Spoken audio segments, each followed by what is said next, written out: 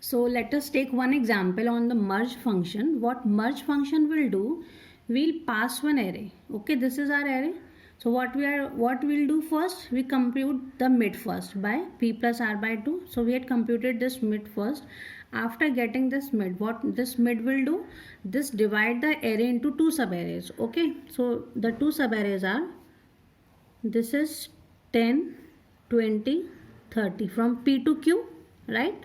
That is from p to q, and another subarray is from q plus 1 to r, from q plus 1 to r, that is 4, 5 and 6. So this is 1, 2, 3, 4, 5 and 6. These are the indexes, right?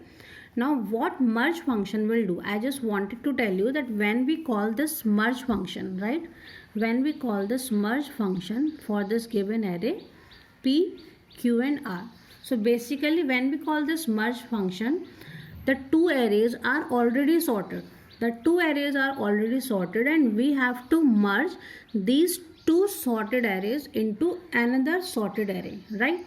So here what we have to do, we have to build a new array of size 6, 1, 2, 3, 4, 5, 6, of 6 size.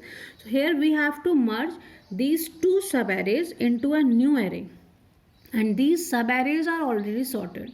Now how we will merge these two subarrays into a new array? So what we will do, we just let one subarray as left subarray and one subarray as right subarray. Okay, then we compute the number of elements n1 in the left subarray and n2 in number of elements in the right subarray. Now after computing this, what we will do, at n1 plus 1th index in left subarray we put infinity. Similarly in right subarray at n2 plus 1th index we put infinity. So what we did, we increment the size by 1 and put infinity in last, right? Then we run 3 for loops, right? 3 for loops. Ith variable for loop for left subarray, which will start from first index. Similarly a jth for loop for the right subarray, which will also start from the first index, and one new list. For example, we are making an array A, new array A, and one for loop k from its first index, right?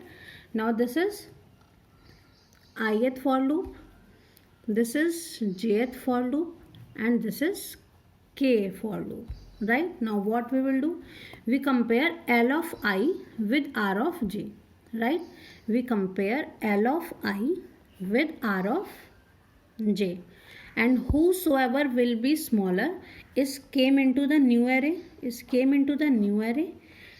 k is incremented every time, okay, and whichever is smaller we increment in that variable.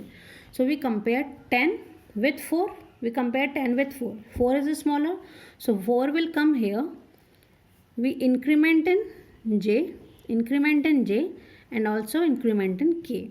Now we compare again I and j, so I is at 10 and j is at 5, so we compare 10 and 5, 5 is smaller, so 5 will come here, we increment in j and increment in k. Now again we compare I and j, so I is at 10, j is at 6, 10 and 6, 6 is smaller, so we write 6 over here, increment in j and increment in k. Now again what will compare I and j, so 10 and infinity, 10 is smaller, 10 will come here and we increment in I and increment in k. Now again we compare 20 and infinity, 20 is smaller, so 20 will come here, increment in I and increment in k. Now we compare 30 and infinity, so 30 is smaller, 30 will come here, so the for loop will terminates and I will reach here.